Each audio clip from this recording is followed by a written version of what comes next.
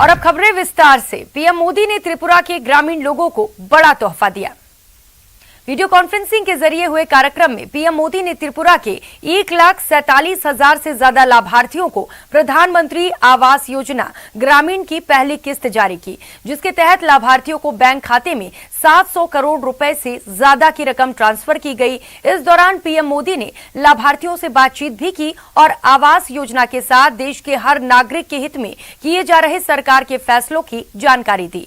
PM Modi ने पूर्व की सरकारों पर कट कल्चर और वर्क पेंडिंग को लेकर निशाना भी साधा। इस मौके पर पीएम मोदी ने 15 नवंबर को जनजातीय गौरव दिवस मनाए जाने का भी ऐलान किया।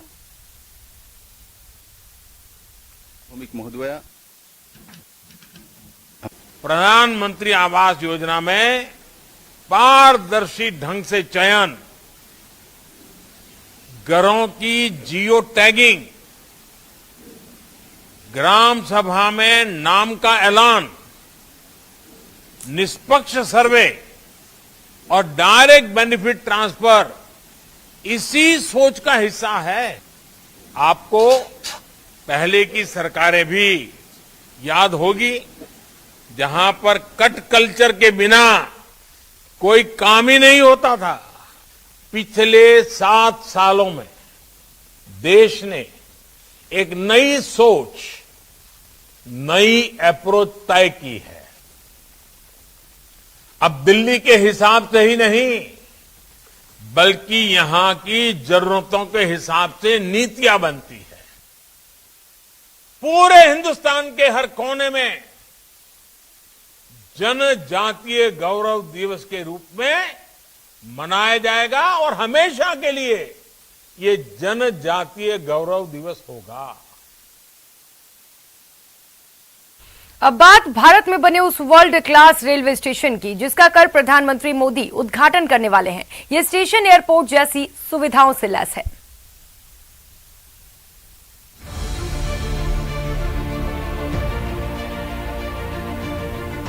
पीएम मोदी सोमवार को भोपाल में वर्ल्ड क्लास रेलवे स्टेशन का उद्घाटन करने वाले हैं। जिस स्टेशन का पीएम मोदी उद्घाटन करेंगे उसका नाम रानी कमलापति रेलवे स्टेशन है और ये स्टेशन रीडेवलपमेंट के बाद कई खूबियों से लैस हो गया है। रानी कमलापति देश का पहला ISO 9001 सर्टिफाइड रेलवे स्टेशन है।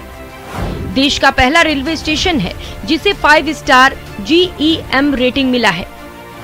इसे जर्मनी के हेडलबर्ग रेलवे स्टेशन की तर्ज पर तैयार किया गया है। शॉपिंग कॉम्प्लेक्स, रेस्टोरेंट, हॉस्पिटल और स्मार्ट पार्किंग जैसी सुविधाएं हैं।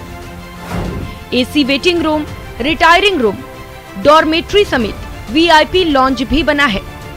सभी 5 प्लेटफॉर्म को एक्सेलेटर और सीढ़ियों के जरिए जोड़ा गया है।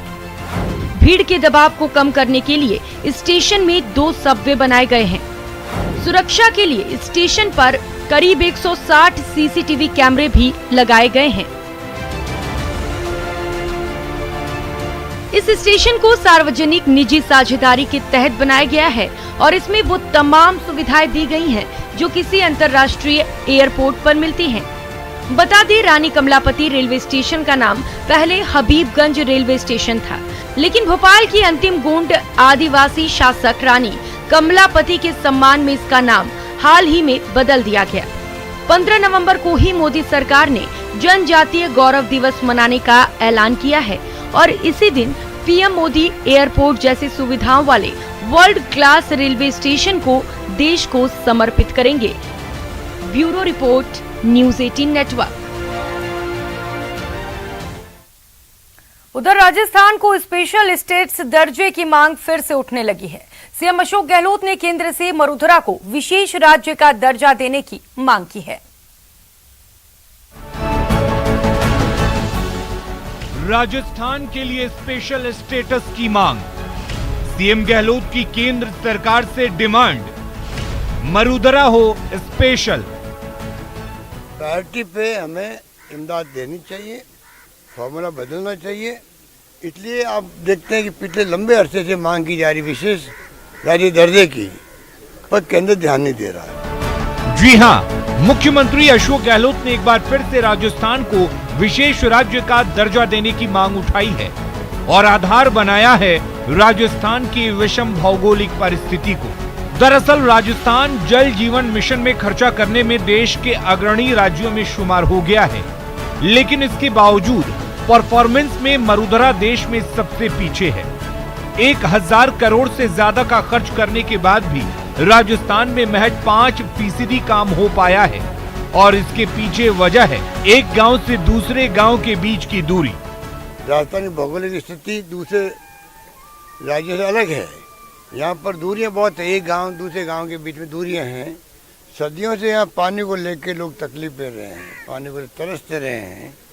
उस राज्य के अंदर घर घर जल पहुँचेगा तो आप कल्पना करो, ये यूपी नहीं कि एक गांव खत्म हुआ और दूसरा गांव शुरू हो गया वहाँ पर बाउंड्री।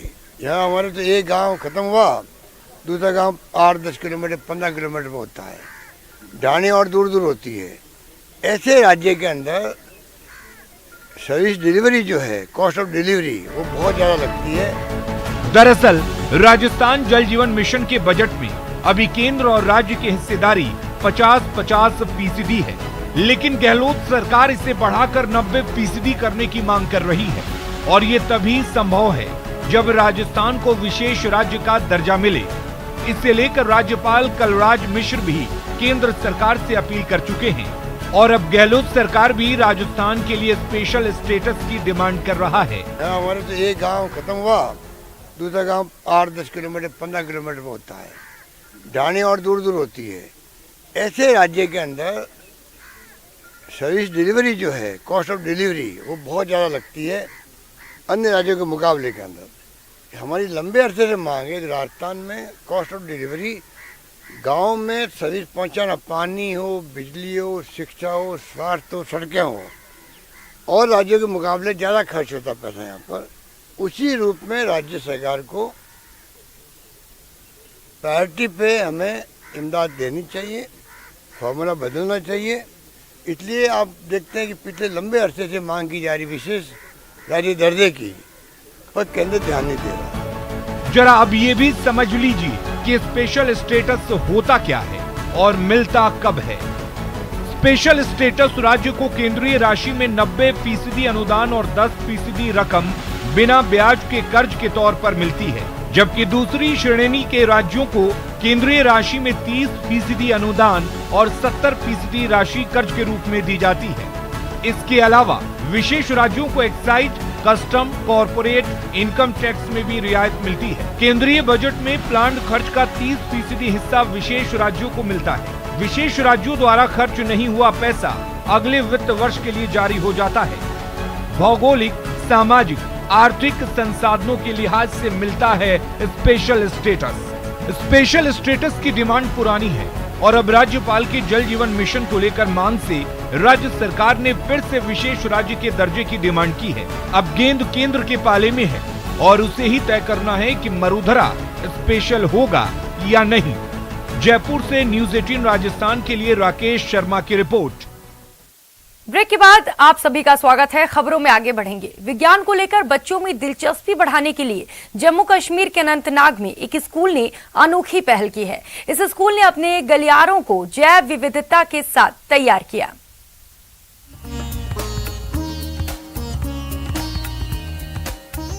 वॉल से विज्ञान सीखो,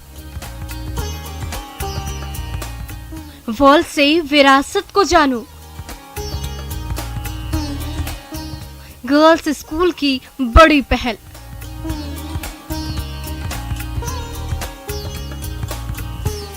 जम्मू कश्मीर के अनंतनाग में गर्ल्स हायर सेकेंडरी स्कूल के गलियारे कुछ ऐसे ही जैव विविधता के साथ तैयार किए गए हैं, जहां बच्चे विज्ञान को देखकर और कश्मीर की विरासत को छूकर आसानी से समझ सकते हैं।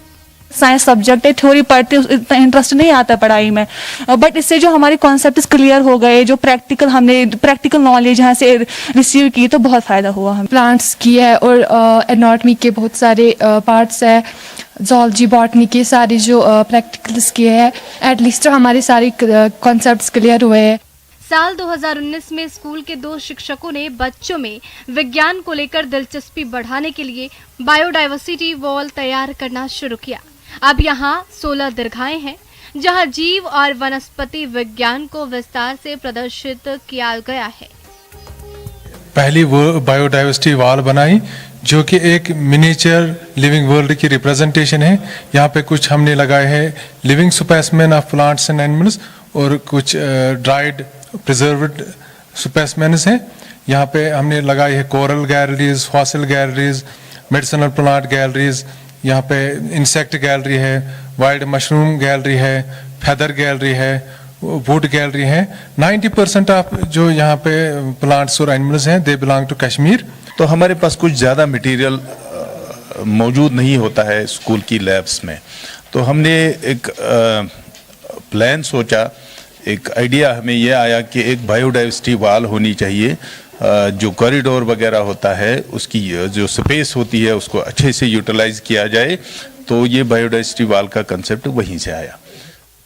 ये बायोडाइवर्सिटी वॉल विज्ञान की पढ़ाई करने वाले छात्राओं के लिए बेहद फायदेमंद साबित हो रही है कि हर एक स्कूल में ये एस्टेब्लिश की जाए, इससे बहुत फ़ायदा स्टूडेंट्स को होगा, बहुत ज़्यादा। गवर्नमेंट से यही अपील करती हूँ, मतलब कि ये बायोडाइवर्सिटी वॉल हर किसी स्कूल में अप्लाई होनी चाहिए।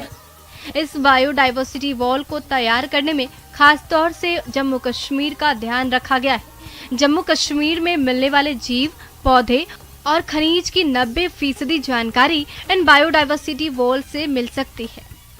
Bureau report, news 18 network. कभी सोचा है आपने कि शिक्षा पर पानी की तरह पैसे बहाने के बावजूद जैसलमेर पढ़ाई लिखाई के मामले में इतना फिसड्डी क्यों है? खासकर महिला शिक्षा में सबसे पिछड़ा क्यों है? अगर नहीं तो ये रिपोर्ट आपके लिए है। एक अफसर को 5 पदों का कार्यभार, शिक्षा व्यवस्था में कैसे हो सुधार? या प्रॉपर मॉनिटरिंग नहीं होने के कारण शिक्षा की जो स्थिति है वो जैसलमेर में नीचे गिर रही है, और दूसरी तरफ जो महिला साक्षरता है वो जैसलमेर में राज्य में सबसे निचले स्तर पर है। उसका सबसे बड़ा कारण है कि शिक्षा अधिकारियों को लेकर के न तो जनप्रतिनिधि गंभीर है और न सरकार। शिक्षा के क्षेत्र में जैसलमेर के पिछड़े होने की वजह सुनी आपने। वैसे इस सवाल के जवाब के लिए ज्यादा कवायद करने की जरूरत नहीं थी, क्योंकि सरकार और उसके नुमाइंदों की नजर में शिक्षा की कोई खास अहमियत नहीं है। तभी एक अधिकारी के कंधों पर 5 जिम्मेदारियां डाल दी गई हैं। चौंकिए मत, जैसलमेर पंचायत समिति में सीपीओ बलवीर तिवारी को सरकार ने जिला शिक्षा अधिकारी प्रारंभिक, माध्यमिक, प्रधानाचार्य डाइट जैसलमेर और एडीपीसी समसा की अतिरिक्त जिम्मेदारी सौंप रखी है। इसमें डीओ एलिमेंट्री का पद खाली है, डीओ सेकेंडरी का भी खाली है, डाइट प्रिंसिपल का भी खाली है। इन तीनों को हमने विभाग ने श्रीमती बलवीर तिवारी सीबीओ जैसलमेर को चार्ज दिया है। ये हाल तब जब इस सीमावर्ती जिले में 1,40,000 विद्यार्थी सरकारी विद्यालयों में अपना भविष्य संवार रहे हैं। आगे की कहानी आंकड़ों की जुबानी। 1,40,000 विद्यार्थी हैं, 5,000 टीचर्स हैं, लेकिन निगरानी के लिए अधिकारी नदारत है। देखिए, बहुत गंभीर मुद्दा है और ये राजस्थान के 33 जिलों में सबसे बड़ा जिला है। और जब देश आजाद हुआ तब जो साक्षरता दर थी वो जैसलमेर की देश की समान ही थी, फिर भी जानबूझ करके जैसलमेर को पीछे रखा गया। यहाँ अब आप ही बताइए, इतने बड़े शिक्षा तंत्र की निगरानी का जिम्मा एक अधिकारी को सौंप दिया जाना कहां तक उचित है? लेकिन विधायक रूपाराम धनदेव से पूछिए तो ऐसे जवाब देते हैं जैसे ये कोई समस्या ही नहीं है। कुछ लोग रिटायर हुए हैं, ठीक है ना, तो जिला शिक्षा अधिकारी थे, रिटायर हो गए सेकेंडरी वाले, तो इस प्रकार से कुछ रिटायरमेंट हुए, कुछ प्रमोशन होने वाले, वो भी हो जाएगी। मेन चीज टीचर से वो स्टाफ पर्याप्त है, 2-3 महीने में जो कमी है वो पूर्ति हो जाएगी। जैसलमेर जिले में शिक्षा विभाग के पास अधिकारियों का टोटा कोई नई बात नहीं है। दरअसल प्रशासन और जल, विद्युत, चिकित्सा जैसे महकमों में अधिकारियों को लगाने में जनप्रतिनिधि पूरी दिलचस्पी दिखाते हैं, लेकिन शिक्षा विभाग उनके लिए अहमियत नहीं रखता। यही वजह है कि ये महकमा निगरानी तंत्र की कमी झेल रहा है, जबकि ये मसला गांव-गांव में स्थापित स्कूलों में पढ़ने वाले बच्चों के भविष्य से सीधा जुड़ा है। न्यूज़ 18 राजस्थान के लिए जैसलमेर से श्रीकांत व्यास की रिपोर्ट।